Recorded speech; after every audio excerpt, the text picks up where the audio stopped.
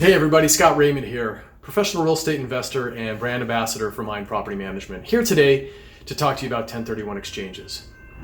As you know, if you've held a property for some period of time and you have profits that you've earned and have taken depreciation on this property, when you go to sell that property, you're going to have to pay capital gains taxes on the profits and depreciation recapture on the depreciation. In many cases, this can be substantial and disincentivizes a lot of people from selling real estate.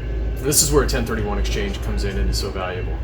So what is a 1031 exchange? Well, it's known for IRS Code 1031, which essentially states that an investor who has profit and or depreciation that they've taken on a property can defer the tax on that gain and on the depreciation recapture if they purchase another property of equal or greater value, which is like kind, within a certain period of time. And by doing so, again, they're able to defer the gains and not pay that depreciation back.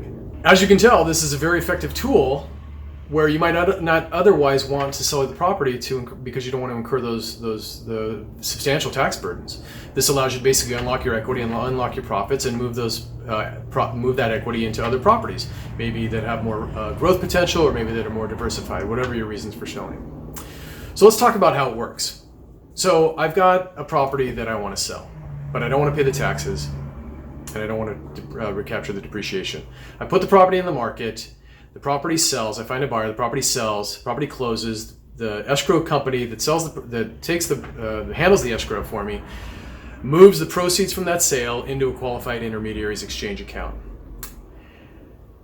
From the time that I sell the property, I've basically got 45 days to identify the property that I'm going to purchase, called the replacement property. The property you sold is the relinquished property. So I've got 45 days to identify the property I'm going to purchase, and I've got 180 days from the day I close on my relinquished property to actually close on the property. The code states that you must buy a property of equal or greater value. So if you sold a duplex for $1 million, you got to buy another property of at least $1 million, and you've got to buy a like-kind property. So a rental property for a rental property. You can't sell a rental property and buy a vacation home, second home. You can't buy a piece of land that doesn't have any income. That's what like-kind essentially states. For more on those types of details, a tax consultant would be a very valuable part of your team.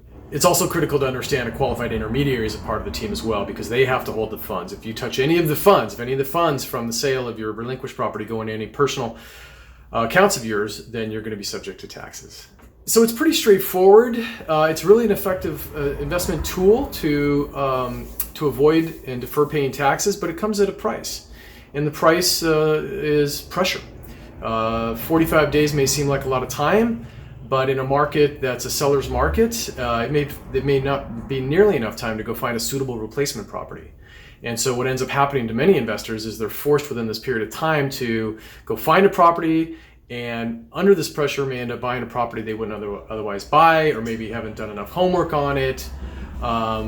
Or worse, they've identified it, but they didn't put it under contract, and then the seller sold it to another property, and so now you have a failed exchange, and you have to pay taxes because you couldn't actually close on the property you identified. But there's a fourth and more insidious issue that really needs to be understood, and that is what I call the trap of the 1031 exchange. So imagine you bought a property, you had some gain, you sold it, used a 1031 exchange, you bought another property.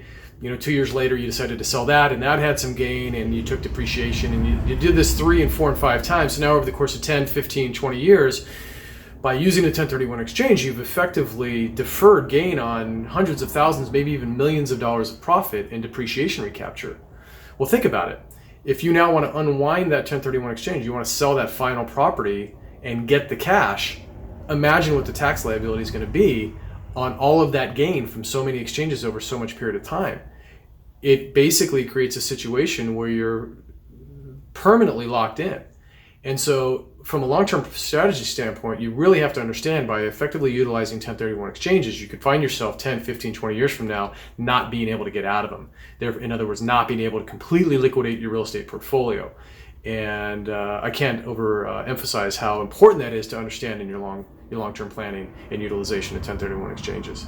My conclusion are 1031 exchanges are a really, really effective tool for deferring capital gains and avoiding depreciation recapture. But you just have to understand the costs that it comes at, which is the pressure to find a property, making bad decisions under that pressure, not finding a property in time and having a failed exchange and paying the taxes, and then the long-term trap that I just discussed. Probably the biggest tip is to start, if you've decided to sell a property, you're going to use a 1031 exchange. Definitely start searching for your replacement property as soon as possible. Start to identify suitable replacement properties as early on in the process as you can to minimize the pressure of that 45 days. Secondly, consult with a tax attorney. That's always good advice to help you navigate the process. And then thirdly, if you have the cash, consider a reverse exchange, which means you buy the property, the replacement property first, then you sell your relinquished property, which minimizes a lot of the risk, but also creates some other risks, which I'm happy to talk about in more detail. So that's my quick recap of a 1031 exchange. Again, it's a very effective tool, and I'm happy to consult with you on a more detailed basis. Look forward to hearing from you.